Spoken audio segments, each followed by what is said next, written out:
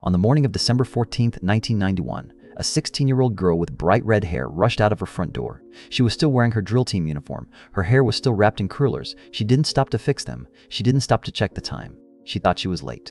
And that one small mistake, that one moment of panic over nothing, put her exactly where a predator needed her to be. She wasn't late. She was early. Almost an hour early. And in that empty parking lot, on that freezing cold Saturday morning, she was completely alone. But here's what she didn't know. She wasn't the only one there. Someone was already waiting, and by the time the rest of her team arrived, Sarah Yarborough would be gone. If you haven't subscribed to this channel yet, now is the time. Because this story has twists that most people have never heard before. And what happened next took over 30 years to unravel. To understand what was taken that morning, you first need to understand who Sarah Yarborough really was.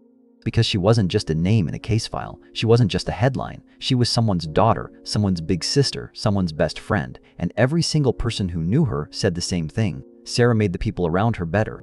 Sarah Louise Yarborough was born on June 12, 1975 in Portland, Oregon. Her family moved to Federal Way, Washington when she was 8 years old. By the time she reached high school, she had become the kind of person that everyone noticed. Not because she demanded attention, but because she gave it. She had this bright red hair that you couldn't miss, and a smile that her mother said lit up every room she walked into. She was an honors student at Federal Way High School. She loved math and science. She loved art. She loved to read.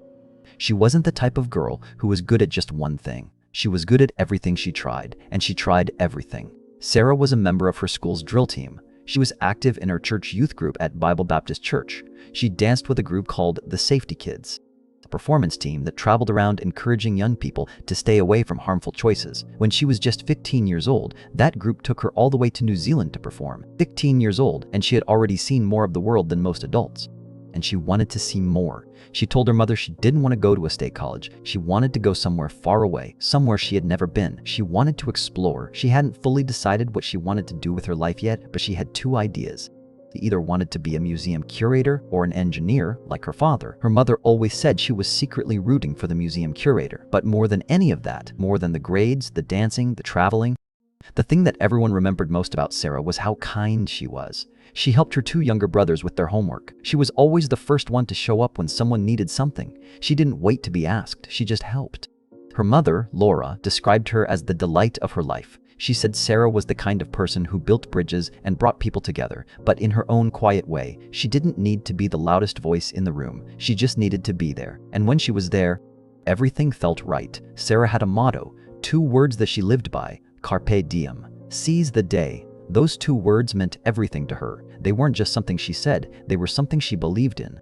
Every single day, Sarah Yarborough tried to squeeze every drop of life out of every moment she had. She didn't waste time, she didn't hold back. She seized the day every day. And that is what makes what happened to her so unbearable. Because on December 14th, 1991, someone stole all of her days. Every single one of them. It was Friday, December 13th, 1991. The Yarborough family was getting ready to leave town. Sarah's younger brother had a soccer game in Ocean Shores, about 2 hours away from their home in Federal Way. The whole family was going. Everyone except Sarah. She had plans that weekend. Important plans. Her drill team had a competition on Saturday morning, and she had other things going on too. Her entire weekend was mapped out. She asked her parents if she could stay home by herself while they were gone. Her parents were not comfortable with this idea. Laura Yarborough was reluctant to leave her 16-year-old daughter home alone for the weekend. But Sarah pushed back. She didn't want to miss her competition. She didn't want to miss her plans. And eventually, her parents agreed. Under one condition. A friend had to come over and stay with her. Sarah agreed. That Friday night, Sarah and a group of friends went to a basketball game. It was a normal night. A fun night. Afterwards, Sarah and the friend who was going to sleep over stopped to get fast food and snacks on the way home. They were 16. They were carefree. They grabbed their junk food, went back to Sarah's house, and settled in for the night. There was nothing unusual about any of it. Nothing that felt wrong. Nothing that made anyone nervous. It was just two teenage girls laughing, eating, doing what teenage girls do on a Friday night.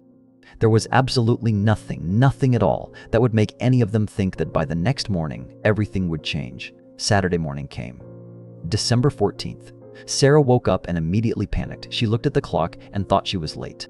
Her drill team was supposed to meet at Federal Way High School that morning to board a bus to Juanita High School in Kirkland for a competition.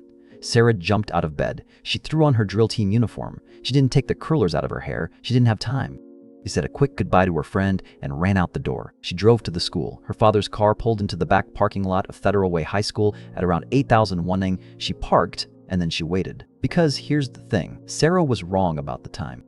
The drill team didn't need to be there until 9 o'clock. She was almost an hour early. There was no one else from the team there yet. The parking lot was mostly empty. The school was quiet. It was a Saturday morning in December and the temperature was freezing cold.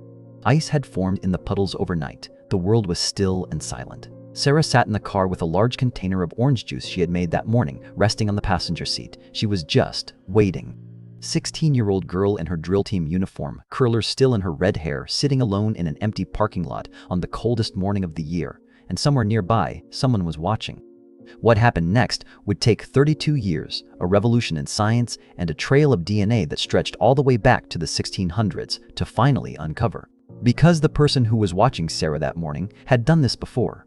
While Sarah Yarborough sat alone in that parking lot, two boys were waking up just a few blocks away, and they had no idea that in less than an hour, they would see something that would follow them for the rest of their lives. 13-year-old Drew Miller had a friend named Adam staying over at his house. The two boys had spent Friday night doing what 13-year-olds do. They stayed up late, they talked, they fell asleep whenever they fell asleep, and when Saturday morning came, they did what every kid in America did on a Saturday morning in 1991. They parked themselves in front of the television.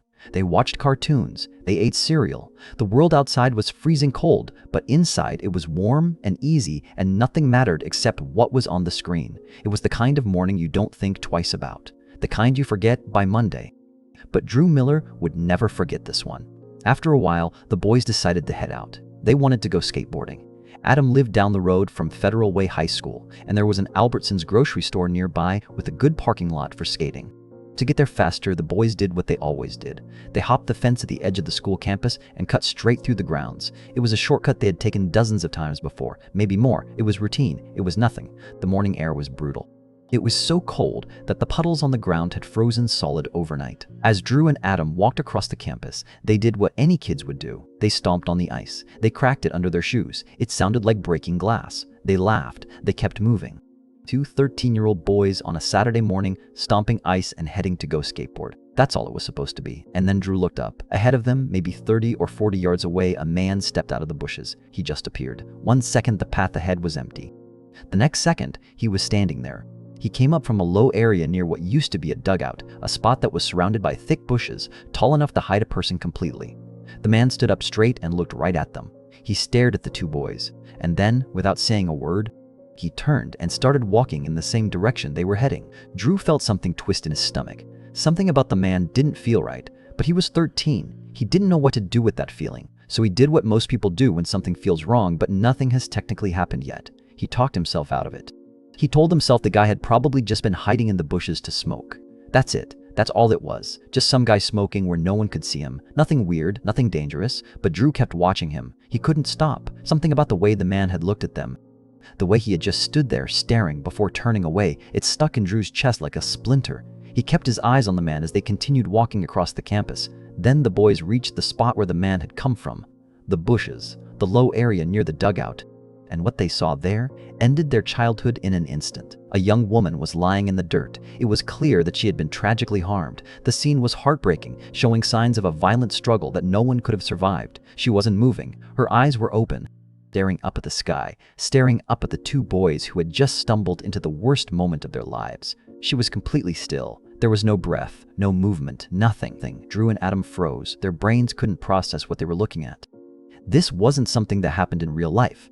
Not in their neighborhood, not at their school, not on a Saturday morning when they were supposed to be skateboarding. Then Drew looked back up. The man, the same man who had stepped out of the bushes just moments earlier, was now standing further ahead, near a vehicle. And he wasn't walking anymore. He had stopped. He had turned around, and he was staring directly at the two boys. Those eyes locked onto Drew like a warning, like a dare, like he wanted them to know that he saw them, and that he knew exactly what they had just found. Drew would later describe that look as the most terrifying thing he had ever experienced. He called the man the boogeyman, a real, actual boogeyman, not from a movie, not from a nightmare.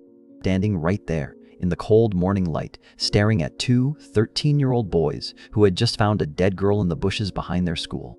The boys ran. They turned and sprinted back the way they came, back across the campus, back over the fence, back to Drew's house. Drew's mother saw the panic in their faces and called 911 immediately. Drew's stepfather didn't wait. He grabbed Drew and rushed back to the scene to see if there was anything they could do to help the young woman. When they reached her, they knew there was nothing anyone could do. She was gone.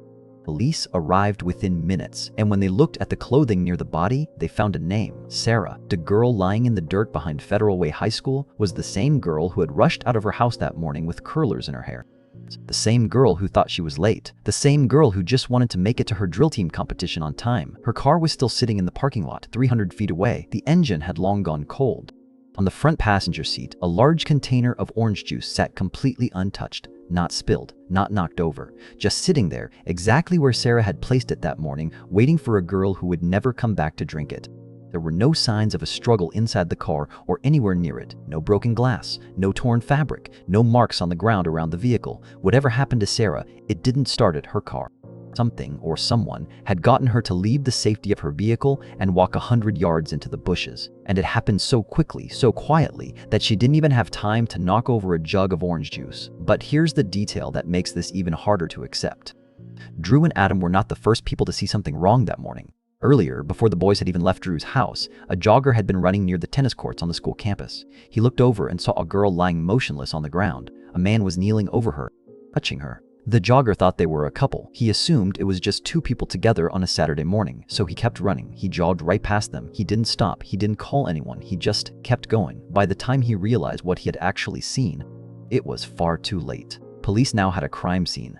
They had a full male DNA profile recovered from evidence on Sarah's clothing. They had two young witnesses who had seen a man leaving the area just moments before Sarah's body was found. And they had a jogger who may have seen the attack in progress without knowing it. They had evidence. They had witnesses. They had DNA. In those first few hours, it felt like they had everything they needed. But there were two questions that no one could answer. How did Sarah Yarborough get from her car to those bushes? And who was the man that Drew Miller saw staring at him from across that field? Because one thing was already clear. That man knew the boys had seen his face, and the boys would never be able to forget it. When investigators processed the scene behind Federal Way High School that morning, what they found told a brutal story. Investigators confirmed that Sarah's life was taken through physical force. The details were brutal, indicating that the attacker used extreme measures to silence her. The state of the scene suggested a predatory motive, with evidence that the attacker had attempted to degrade his victim.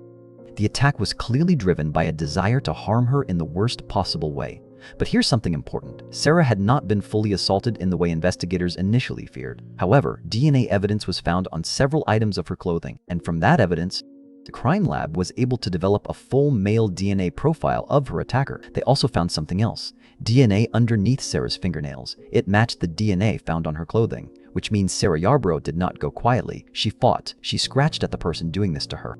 She fought for her life with everything she had. A 16-year-old girl in her drill team uniform fought back against a grown man until her body couldn't fight anymore. And in doing so, she left a piece of her attacker behind, evidence that would sit in a lab for almost 3 decades, waiting. But the question that haunted investigators from the very beginning was a simple one. How? How did Sarah get from her car to those bushes? Her vehicle was parked in the lot 300 feet away. The orange juice on the passenger seat hadn't been touched. There was no sign of a struggle anywhere near the car. No broken windows, no scuff marks, nothing. So she wasn't dragged, she wasn't carried, she walked. Somehow, for some reason, Sarah Yarborough left the safety of her car and walked willingly toward the area where she was attacked. Early on, investigators developed a theory. They believed someone had approached Sarah and asked for her help. Maybe the person said they lost their dog. Maybe they said they couldn't find their car keys. And Sarah, being exactly who she was, would have said yes. It was the kind of girl who helped everyone. If someone needed something, she was already moving. And whoever approached her that morning knew exactly how to use that kindness against her. Years later, when prosecutors finally had a suspect and could study his history, they developed a different theory, one that was much darker. Based on his pattern of past crimes, they believed the attacker had most likely used a weapon, a knife probably. He had done it before, multiple times. In every previous case, he had approached women near their vehicles, made small talk, and then pulled a knife to control them. He would force them to walk to a more secluded area, away from anyone who could help. That is likely what happened to Sarah. She didn't follow a stranger to be kind. She was forced at the point of a blade, and she had no choice but to walk. But investigators didn't know any of that in December of 1991. All they had was evidence, a timeline, and 2 terrified 13-year-old boys who had seen the man responsible. Drew Miller and his friend Adam sat down with a police sketch artist. They described what they had seen in detail. The man was white, around 6 feet tall, medium build. But there was one feature that stuck with both of them more than anything else: his skin. The man had uneven, rough skin on his face, like acne scarring, or like something was wrong with the surface of his face. It wasn't smooth, it wasn't clean, it was textured and noticeable even from a distance. The boys told the sketch artist that the image they produced was highly accurate. They were confident in it, and that sketch was released to the public immediately. It was posted everywhere, in store windows, on telephone poles, in every business in Federal Way, on the news, in the papers, and the tips started pouring in, hundreds of them, then thousands. By the time the investigation was in full swing, over 3,000 tips had come in. The volume was so massive that Sarah's own grandfather facilitated the donation of a computer system to the King County Sheriff's Office, just so they could organize and track all the information. And with all of that, every tip, every lead, every phone call, not a single one led to an arrest. Not one. 3,000 people thought they recognized the face in that sketch. 3,000 people called in with names, with theories, with suspicions, and none of them were right. The community of Federal Way was living in fear. Parents tightened curfews. Families double-bolted their locks. People looked at their neighbors differently, because the man in that sketch could have been anyone. The guy at the grocery store, the person sitting next to you at church. He was out there, and no one knew who he was. Federal Way had a monster living among them, and the only thing they had was a pencil drawing and a feeling of dread that wouldn't go away. For Sarah's friends, the pain went far beyond fear. It was guilt, survivor's guilt. Why am I still here and Sarah isn't? Why am I filling out college applications when Sarah wanted to go to college more than anyone? Why am I picking out a dress for prom when Sarah will never go to prom? Every happy moment had a shadow standing next to it. Every milestone, every celebration. There was always one person missing from the crowd. One of Sarah's closest friends, Shannon Grant, was the last person to see Sarah alive that Friday night. She carried that weight for decades. She wished she could go back. She wished she had asked the other drill team members what time practice really was. She wished she had offered to drive Sarah to school. She wished she had done anything that might have changed the outcome, but she couldn't go back. None of them could. A year and a half passed. December turned to January. January turned to spring. Spring turned to summer. And still, nothing. No arrest, no suspect, no answers. Just that sketch on every wall and a town full of people waiting for news that never came. On June 12, 1993, the community gathered at Federal Way High School. It was graduation day. It also would have been Sarah Yarborough's 18th birthday. The class she was supposed to graduate with was walking across the stage that afternoon. But first, there was something else. A memorial had been built in the courtyard of the school, and it was time to unveil it. A man named Bill Fuller had led the effort. Bill was a close family friend of the Yarboroughs. His own daughter had been in Sarah's class. He cared deeply about the family, and he wanted to make sure Sarah was never forgotten. The memorial was a stone bench, inscribed with the 2 words that defined Sarah's life: Carpe diem, seize the day. Encased in bronze around the bench were some of the things Sarah loved most: her ballet shoes, her books, and a small replica of her beloved dog Gibby. It was beautiful, it was permanent, and when it was unveiled that day with Sarah's younger brother Andrew standing beside Bill Fuller, there were tears everywhere, because the bench was a reminder of everything Sarah was, and everything she would never get to become. Later that same day, Sarah's mother Laura did something that no one expected. She came to the graduation ceremony, not to cry, not to mourn. She came to support Sarah's friends, the same girls who had grown up with her daughter. The same girls who were now walking across a stage that Sarah should have been walking across too. Laura Yarborough sat in those bleachers and cheered for every single one of them, because that's what Sarah would have done. Over the years that followed, those friends stayed close to Laura. They would call her, visit her. Some of them would even come to her before making big life decisions. They would say things like, "I'm going to date this person, and I just wanted to let you know because I wasn't sure if Sarah would approve." Laura became a kind of surrogate mother to them, a living connection to the girl they had lost. And in some small way, those friendships kept Sarah's presence alive, even as the years kept passing with no justice. But there is one name from this part of the story that you need to hold on to: Bill Fuller, the family friend. The man who built the memorial. The man who stood in that courtyard and helped honor Sarah's memory. Remember that name. Because years later, when science finally caught up with this case, Bill Fuller's name was going to come back. And when it did, it would shock everyone. Now, before we go any further into the search for Sarah's attacker, there is something you need to know. Something that the people of Federal Way didn't learn until decades later. Something that changes everything about this case. Because the man who took Sarah Yarborough's life on that freezing December morning in 1991 had done this before, and he should have still been locked up when it happened. He should have been sitting in a prison cell on the morning Sarah drove to school, but he wasn't. And the reason he wasn't is a failure so enormous, so preventable, so painfully obvious that once you hear it, you will never look at this case the same way again. To understand that failure, we need to go back 8 years before Sarah's death to a quiet morning along the Columbia River in Richland, Washington. It was June of 1983. A 21-year-old woman named Anne Croney had driven to a park near the riverfront. She wanted to sit by the water and think. It was a peaceful morning. She was alone. She leaned against the hood of her car and watched the river. There was nothing unusual about the day, nothing that felt dangerous, just a young woman and the sound of water. Then a man walked up to her.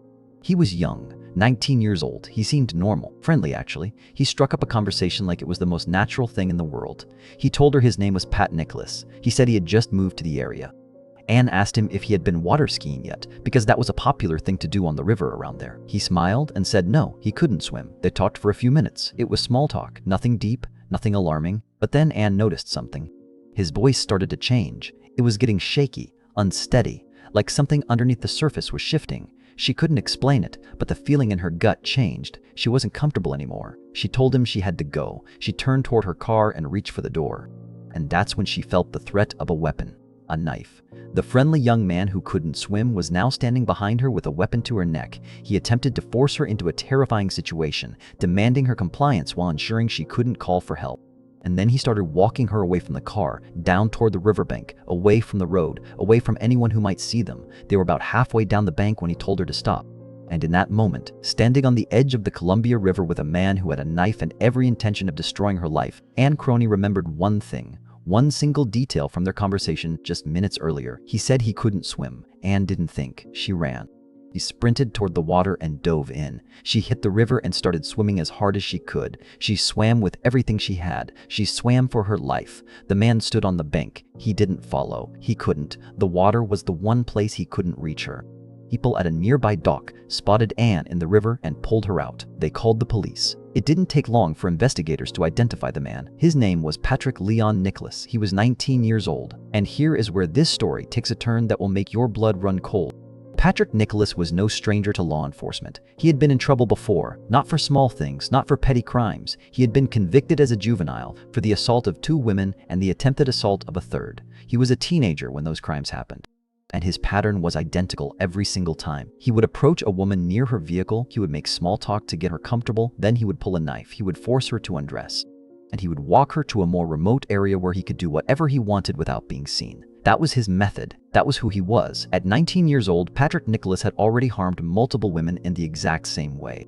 And he had been released from custody for his most recent offense just a few months before he attacked Anne Croney. A few months. That's all the freedom he needed before he did it again. After his arrest for attacking Anne, Nicholas sat in a police interview room and said something investigators would never forget. He said, "I realize I have dangerous impulses toward young women. My intent was to commit a serious assault that day, and I know it wasn't right." He knew what he was. He told them what he was. He said it out loud. Nicholas pled guilty to 1 charge of first-degree attempted assault. Anne Croney came to the sentencing hearing. She was angry, she was shaken, but she was alive, and she stood in front of the judge and asked for the maximum sentence.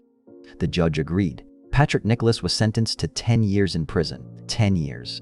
Anne walked out of that courtroom believing that justice had been served. She believed he would sit behind bars for a full decade. She thought it was over. She moved on with her life. She barely thought about Patrick Nicholas again. But here is where the system broke. Here is where everything fell apart. Patrick Nicholas did not serve 10 years. He didn't even serve half. Prison records showed that he had no major infractions while locked up, no drug or alcohol problems. One evaluation described him as someone who would be safe to be at large, given an ongoing therapeutic relationship and parole supervision. Safe to be at large. Those words were written about a man who had assaulted multiple women as a teenager and attacked another at knife point at 19. Safe to be at large. In 1987, after serving just 3.5 years of his 10-year sentence, Patrick Nicholas was released from prison. He was put into an outpatient treatment program for offenders, and then he disappeared.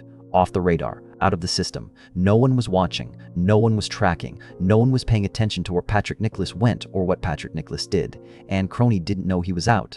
She had no idea he had been released early. She thought he was still locked up. She thought the system had done its job. She was wrong. Now think about this. Patrick Nicholas was sentenced to 10 years in 1983. If he had served his full sentence every single day of those 10 years, He would not have been released until 1993. He would have still been sitting in a prison cell on the morning of December 14, 1991. He would have still been behind bars when Sarah Yarborough drove to Federal Way High School with curlers in her hair. He would have been locked in a room, behind a door, behind a wall, instead of standing in the bushes of a school campus, waiting for a 16-year-old girl to walk by. If the system had worked the way it was supposed to, Sarah Yarborough would be alive today. She would have graduated. She would have gone to college. She would have become a museum curator or an engineer. She would have lived. But the system didn't work, and Sarah paid for that failure with her life. Anne Crony didn't learn any of this until 2019. When detectives knocked on her door in Oregon and told her that Patrick Nicholas had been arrested again, this time for the taking of a young girl's life, Anne was crushed.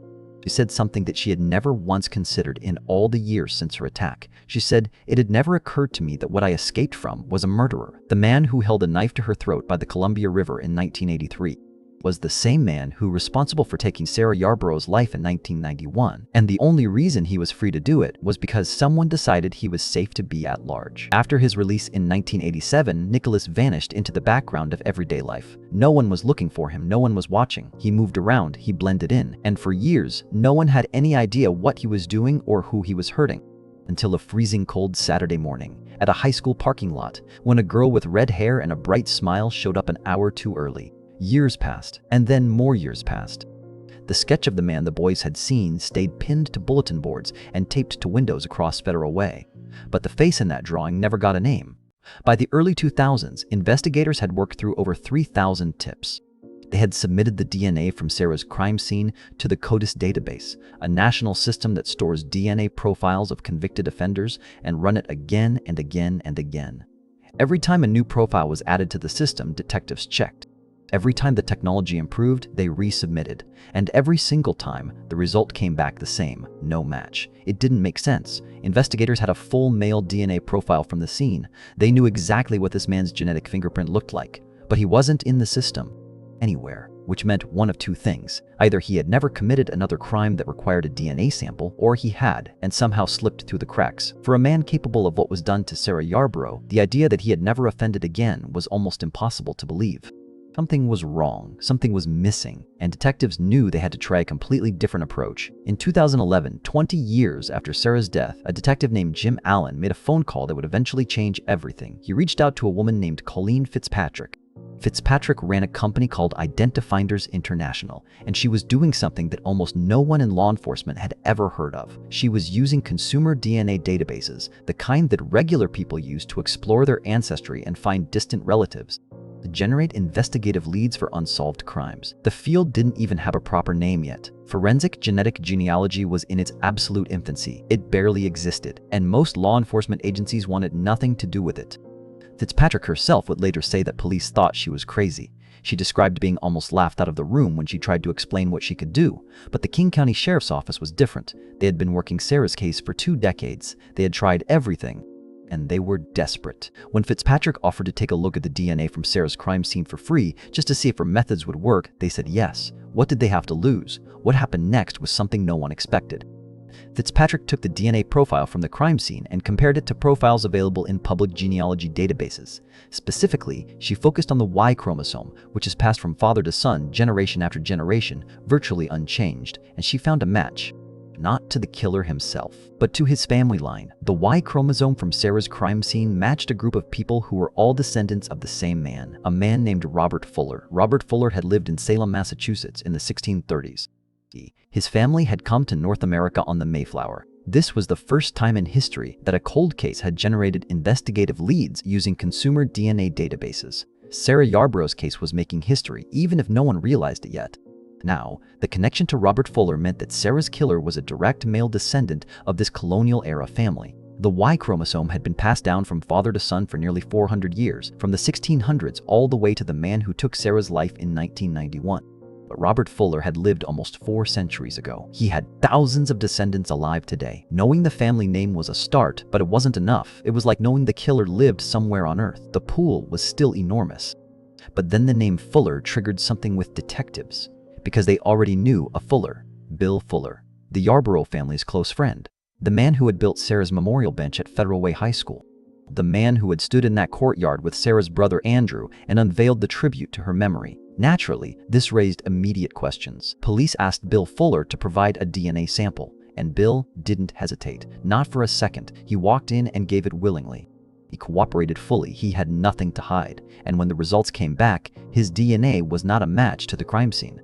Bill Fuller did not harm Sarah Yarborough. But here's where it got strange. His Y chromosome, the part of DNA that traces the male family line, was a match.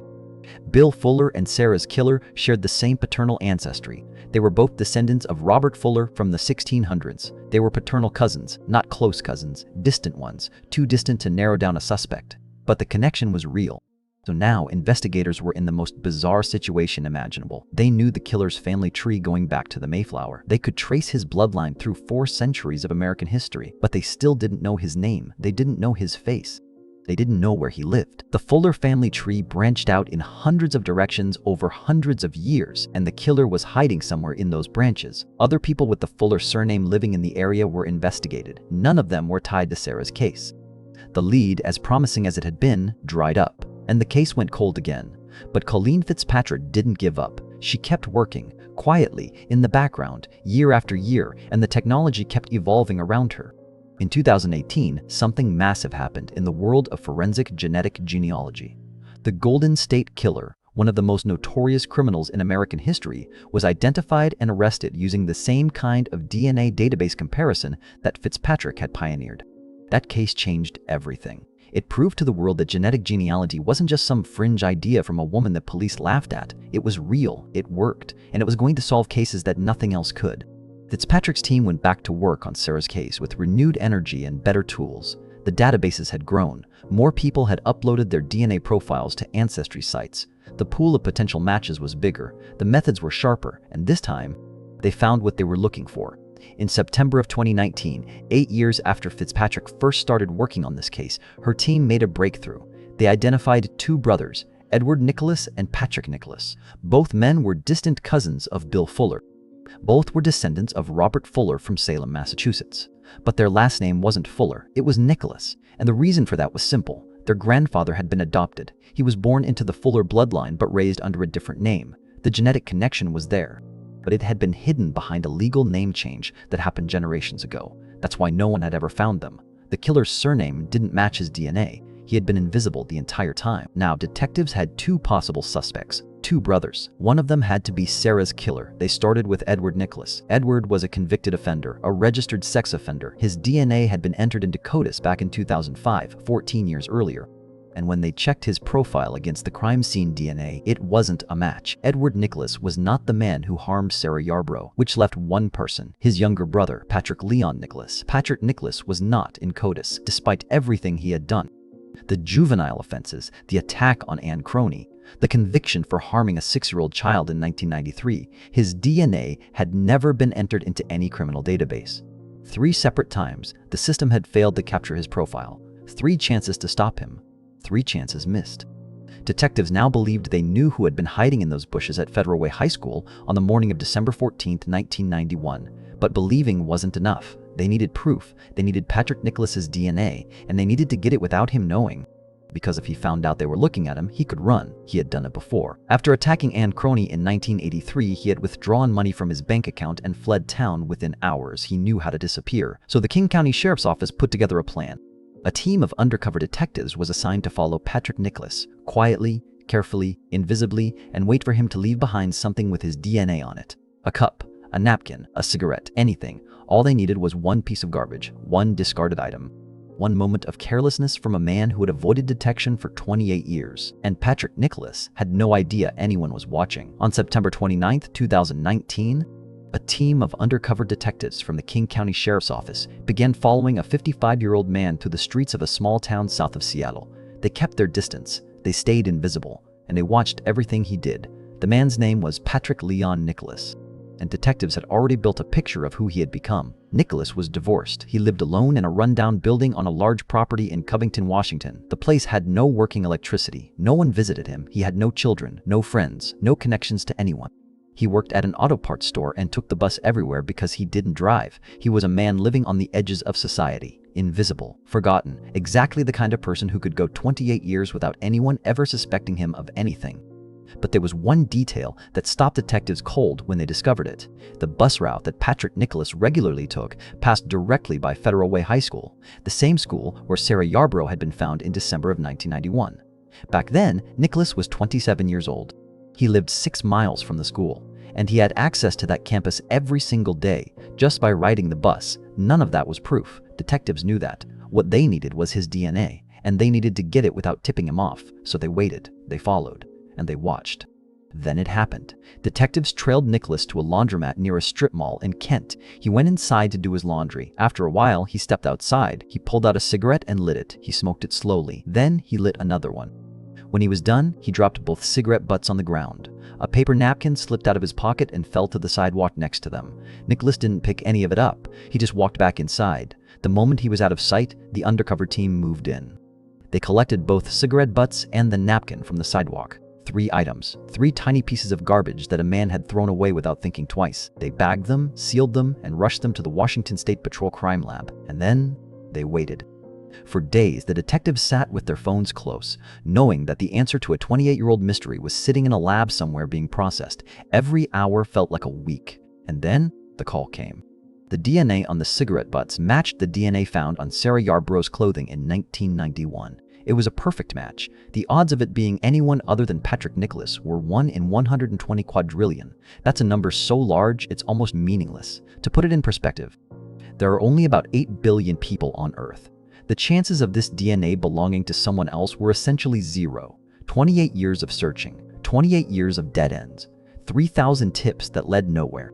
And the answer came from 2 cigarette butts on a sidewalk outside a laundromat. On October 2, 2019, detectives tracked Patrick Nicholas to a sports bar in downtown Kent called Nashville's. They walked in, identified him, and placed him under arrest for the first-degree murder of Sarah Yarborough. He was transported to the King County Jail and booked that night. Prosecutors requested bail be set at $5 million.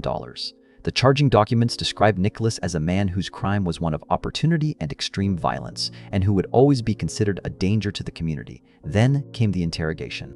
Nicholas was brought into an interview room. Detectives sat across from him and told him why he was there. They told him they were investigating the death of a young girl named Sarah.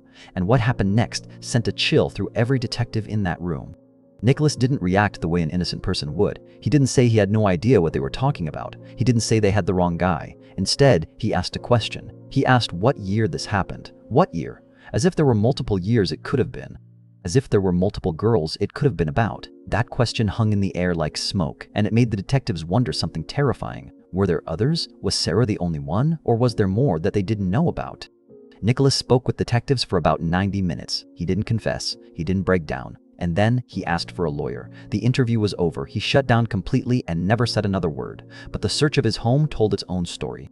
When detectives entered the building where Nicholas had been living, what they found was disturbing. The place was dark, no electricity. Stacks of newspapers and magazines were piled everywhere, covering almost every surface.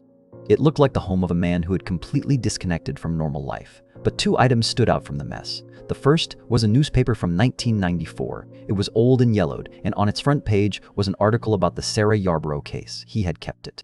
For 25 years, Patrick Nicholas had held onto a newspaper about the girl he had harmed. It had been sitting in his house the entire time. The second item was found in a kitchen drawer, a photograph torn from a magazine. It showed a young woman in a cheerleading outfit. It had been ripped carefully from the page and placed in the drawer by itself. When prosecutors later showed that photograph in the courtroom during trial, the air left the room. Everyone understood what it meant. Everyone understood what kind of person they were dealing with. In the 28 years since Sarah's death, nearly 4,000 tips had been submitted to the King County Sheriff's Office. 4,000 names, 4,000 theories, 4,000 phone calls from people who thought they knew who did it. Patrick Leon Nicholas was not named in a single one of them, not once. He had lived in the area the entire time. He had a record of violent offenses. He had been arrested multiple times, and still no one ever pointed a finger at him. He was invisible, a ghost hiding in plain sight. Shortly after the arrest, detectives in the Seattle area reached out to law enforcement in Oregon. They asked him to visit a woman named Ann Croney. The officers knocked on her door and told her that detectives in Seattle wanted to speak with her about a cold case. They told her that Patrick Nicholas, the same man who had held a knife to her throat by the Columbia River in 1983, had been arrested. But but not for what he did to her, for something far worse, for the taking of a 16-year-old girl's life. Anne was devastated. For 36 years, she had lived with the memory of that day by the river. She had moved on. She had told herself that justice was served when Nicholas went to prison. She believed he had served all 10 years. She had no idea he was released after 3.5. And she had never once considered that the man who attacked her was capable of ending someone's life. When the detectives told her what Nicholas had done to Sarah Yarborough, Anne said something that she would repeat many times in the years that followed. She said, "It had never occurred to me that what I escaped from was a murderer." The news of the arrest spread fast, and for the people who had loved Sarah and waited for answers for nearly 3 decades, it was a moment that cracked them open all over again. Laura Yarborough, Sarah's mother, had spent 28 years living with the weight of not knowing. There were times she gave up hope, times she thought the case would never be solved. But through it all, the detectives working the case kept telling her the same thing.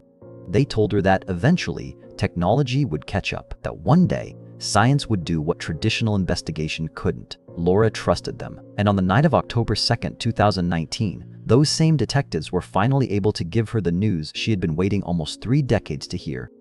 They told her they had found the man who took her daughter. Laura would later say, "Even when I had given up, the detectives never did."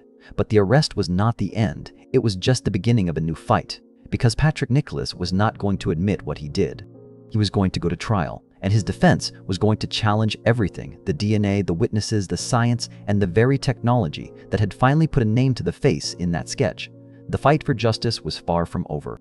3.5 years passed between the arrest and the trial. 3.5 years of motions, hearings, delays, and legal battles fought behind closed doors. But on April 17, 2023, more than 31 years after Sarah Yarborough was found behind her high school, the case finally went to trial.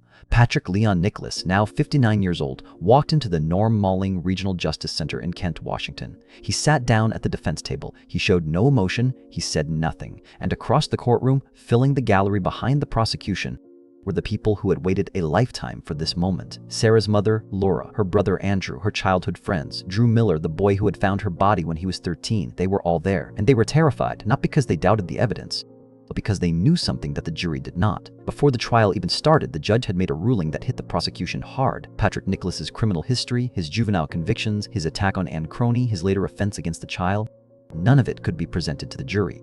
The judge determined that allowing the jury to hear about his past crimes would be unfairly prejudicial to the defendant, which meant the 12 people deciding Nicholas's fate would never know that the man sitting in front of them had a documented pattern of violent behavior stretching back to his teenage years. They would only see the evidence from Sarah's case, nothing else. The prosecution was led by 2 King County deputy prosecuting attorneys, Celia Lee and Mary Barbosa. Their strategy was built entirely around the DNA, the science, the numbers. They needed the jury to trust what the evidence was telling them, and the evidence was telling a very clear story. The defense was handled by a public defender named David Montez, and Montez had a plan of his own. He wasn't going to argue that the DNA at the crime scene didn't exist. He couldn't. What he was going to do was attack the way that DNA had led investigators to his client. He was going to put genetic genealogy itself on trial, and this had never been done before in Washington state. Montez called the technology wacky. He called it untested, unproven. He told the jury that police had spent decades chasing dead ends, and that in their desperation, they had turned to a hobbyist using unproven methods, and that those methods had pointed them to the wrong man. He argued that the investigators needed an answer more than they needed the right answer, and so they grabbed onto the first name that the science gave them. Then Montez went after the eyewitness testimony. Drew Miller and his friend Adam had told police in 1991 that the man they saw leaving the bushes had uneven, rough skin on his face, like acne scarring or like something was visibly wrong with his complexion. Montez pointed out that Patrick Nicholas had clear skin at the time, no acne, no scarring, no visible marks. He argued that his client simply could not have been the man the boys saw that morning, because the physical description didn't match. It was a smart argument, but the prosecution had an answer, and it was one that landed hard. Sarah Yarborough's DNA had been found under her own fingernails. She had scratched her attacker. She had clawed at him as he was taking her life. The prosecution argued that the uneven, textured skin the boys saw on the man's face may not have been acne at all. It may have been fresh scratch marks left by Sarah herself. In the final moments of her life, she had fought so hard that she marked the face of the man who was hurting her. And those marks were still visible when Drew and Adam saw him walking out of the bushes minutes later. Then came the evidence from Nicholas's home. Prosecutors showed the jury what detectives had found during the search of his house after his arrest: the stacks of old newspapers, the lack of electricity, the total isolation, and then the two items that changed the temperature of the courtroom: the 1994 newspaper with Sarah Yarborough's case on the front page, kept for 25 years, and the torn photograph of a young woman in a cheerleading outfit found in a kitchen drawer. When those images were displayed in court, people in the gallery described the moment as suffocating. The oxygen left the room. Everyone understood what they were looking at. Everyone understood who this man was, even if the jury had never been told about his past. But perhaps the most powerful moment of the trial came when Sarah's clothing was brought into the courtroom: her drill team jacket, her shoes, her sweater, her nylon stockings. These items had been sealed in evidence storage for over 30 years, and when the retired detective who had first responded to the scene carefully unpackaged each piece and displayed them for the court, it was like opening a time capsule. These weren't photographs. These weren't descriptions. These were the actual things Sarah had been wearing on the morning she died. The jacket she had thrown on when she thought she was late, the shoes she had laced up in a rush, the stockings that had been used to end her life. People in the gallery felt themselves crumble. 32 years of distance collapsed in an instant. Sarah was right there, in that room, in those clothes. The DNA numbers were staggering. The crime lab had tested the samples and found that Nicholas's DNA matched on 13 out of 13 genetic markers tested from evidence on Sarah's sweatshirt and drill team jacket. The probability of it being someone else was 1 in 120 quadrillion. And the DNA recovered from under Sarah's fingernails, the DNA she had torn from her attacker as she fought for her life, was 590 billion times more likely to have come from Nicholas than from any unrelated person. Those weren't debatable numbers. Those weren't close calls. That was certainty, as close to certainty as science can ever get. The trial lasted 9 days. 9 days of testimony, evidence, arguments, and emotion. And then the case was handed to the jury. They deliberated for a day and a half. And when they came back into the courtroom, Sarah's family and friends were shaking. The adrenaline was unbearable. 32 years of grief and fear and waiting had come down to this moment. These next few words from the jury foreperson would determine whether any of it had been worth it. The first charge was read: premeditated first-degree murder. The jury's verdict: not guilty. The sound that followed was like the air being punched out of the room. Sarah's friends dropped their heads into their hands. Laura Yarborough closed her eyes. Not guilty on the first charge. The most serious charge. The one that said Nicholas had planned this in advance. The jury didn't believe it had been proven beyond a reasonable doubt, and in that moment, it felt like everything was falling apart. But there were more charges, and the foreperson kept reading. Second charge: first-degree murder committed during the commission of an attempted assault. The jury's verdict: guilty. Third charge: second-degree murder committed while also committing indecent liberties. The jury's verdict: guilty. And then the special verdict. The jury was asked one additional question: was the taking of Sarah Yarborough's life sexually motivated? Their answer: yes. The courtroom broke. Sarah's family and friends sobbed openly. 32 years of silence and suffering came pouring out in that room. Drew Miller, the man who had found Sarah's body when he was just a boy, looked across the courtroom and made eye contact with one of the jurors. The juror nodded at him, a small gesture, but it carried the weight of everything. It said, "We heard you. We believed you. We got it right." Patrick Nicholas sat at the defense table through all of it. He didn't react when the not guilty verdict was read. He didn't react when the guilty verdicts came. He showed nothing. No remorse, no relief, no fear, just nothing. The same emptiness he had carried for 32 years. The same blank face that had stared back at two 13-year-old boys from across a field on a December morning in 1991. The conviction was in. But the story wasn't over, because 2 weeks later, everyone would gather in that courtroom one more time. And what happened at the sentencing hearing would be the most powerful moment in this entire case. 2 weeks after the verdict, on May the 25th, 2023, the courtroom at the Norm Malling Regional Justice Center filled up once more. But this time, it was different. This wasn't about evidence or arguments or legal strategy. This was about something much more raw. This was the sentencing hearing. And dozens of people connected to Sarah Yarborough's life and to her case had come to say what they had been holding inside for 32 years. They came to speak directly to the man who had taken her from them. And they came to make sure the judge understood exactly what Patrick Nicholas had destroyed. Laura Yarborough was the first to stand. She walked to the podium and said, "Sarah was our only daughter and the delight of my life." She described her daughter the way only a mother could. Sarah planted flowers every spring. She helped her brothers with their homework. She loved museums and ballet. She once told her mother that she felt alive when she danced. Laura talked about the life Sarah had planned. And then she talked about what was taken. She said, "My husband and I have about 3 years of our lives that we don't even remember. I could barely get out of bed. Our lives went from full color to a fuzzy gray." Then Andrew Yarborough stood, Sarah's youngest brother. He was 11 when Sarah was taken. A grown man now, he told the court that what he remembered most was the pain in his father's voice over the phone telling him Sarah was gone. He remembered his parents crying through the walls at night as he lay in bed. And he looked toward Nicholas and said, "He does not possess the ability to feel remorse the way normal people do. He does not belong in free society." One by one, Sarah's friends took the podium. They spoke about milestones that should have been celebrations but were always shadowed by loss, graduations, weddings, the births of their children. One friend described how their school had been ill-equipped to deal with Sarah's death, how some classmates had even blamed Sarah for what happened. Another spoke about the decades of fear, how trusting strangers became impossible, how they still double-check their locks, how they parent their own children with a vigilance that comes from knowing the worst can happen. And then Anne Croney stood up, the woman who had escaped Patrick Nicholas by jumping into the Columbia River in 1983, the woman who had swum for her life, the woman whose testimony the judge had ruled could not be heard during the trial. She had traveled to that courtroom to say what she had not been allowed to say before. When Anne rose from her seat, something happened that no one expected. Patrick Nicholas, the man who had shown zero emotion throughout his entire trial, who hadn't flinched during the guilty verdict, who hadn't moved a muscle during 9 days of testimony, did a double take. He looked at Anne and his body visibly shuddered. He recognized her. After all those years, he never expected to see her face again. He never expected to hear her name again.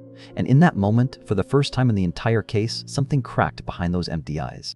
Anne stood at the podium and spoke clearly. She told the court what Nicholas had done to her. She told them about the knife, the river, the swim that saved her life. And then she said the words that echoed through that courtroom like a verdict of their own. She said, "We rely on a system of justice that is designed to protect us from predators like Nicholas.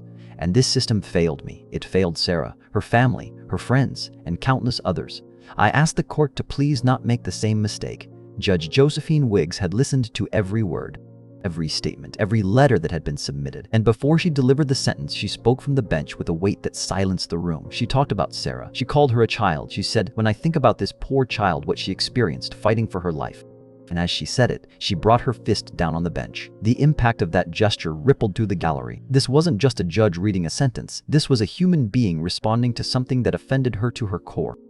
Judge Wiggs sentenced Patrick Leon Nicholas to 548 months in prison, 45 years and 8 months. It was beyond the standard sentencing range, but the jury's special finding that the crime was sexually motivated allowed for an exceptional sentence. It was exactly what prosecutors had asked for, and it meant one thing. Patrick Nicholas, at 59 years old, would almost certainly die behind bars. He would never walk free again. But here is what everyone in that courtroom already knew. The system had failed. Not once, not twice.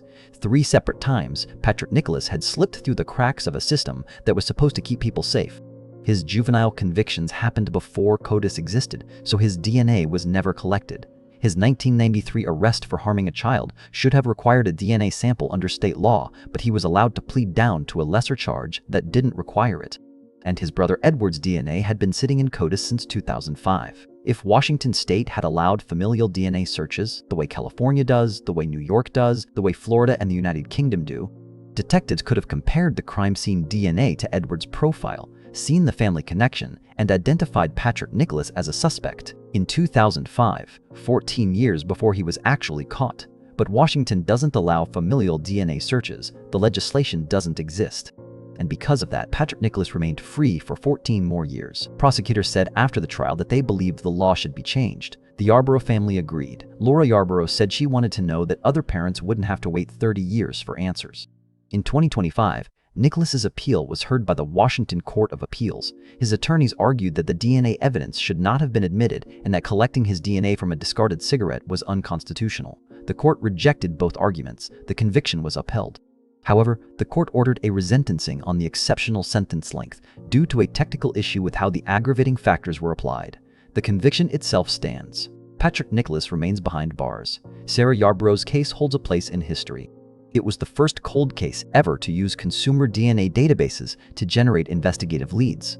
What Colleen Fitzpatrick started in 2011 opened the door for hundreds of other families to find answers. Case after case solved using the same technique born from the search for Sarah's attacker. It was the beginning. Laura Yarborough said after the sentencing that she tries to give Nicholas as little space in her head as possible. She doesn't say his name if she can help it. She thinks about Sarah instead, about the flowers she planted, the dances she performed. smile that never faded. Drew Miller, the boy who found Sarah's body at 13 and carried that image for over 30 years, said something at the end of it all that might be the most important thing anyone said throughout this entire case. He said, "Knowing he's in prison is fantastic, but knowing her family and friends is way more important to me, because that's what's given me the actual healing I needed." After 32 years, it wasn't the punishment that healed him. It was the connection, the people, the love that had somehow survived all that darkness. Sarah Yarborough lived by 2 words: carpe diem, seize the day, and she did. Every single day of her 16 years, she danced, she studied, she helped, she smiled, she dreamed. She lived more in 16 years than most people live in 80, until one freezing December morning, someone stole all of her remaining days. Every graduation, every birthday cake, every quiet evening with people she loved, all of it gone. But 32 years later, the people who loved Sarah Yarborough seized something back. They seized justice. They seized answers. They seized the right to say his name out loud in a courtroom and make him answer for what he did. Sarah didn't get to seize any more days, but the people she left behind seized every single one it took to find the truth. Carpe diem, Sarah. The day was finally seized. Now I want to hear from you. Do you think familial DNA searches should be allowed in every state? Do you think the system failed Sarah Yarborough, or do you think justice was still served in the end? And the question that haunts this case more than any other: when Nicholas asked detectives what year this happened, do you believe Sarah was his only victim? Let me know what you think in the comments.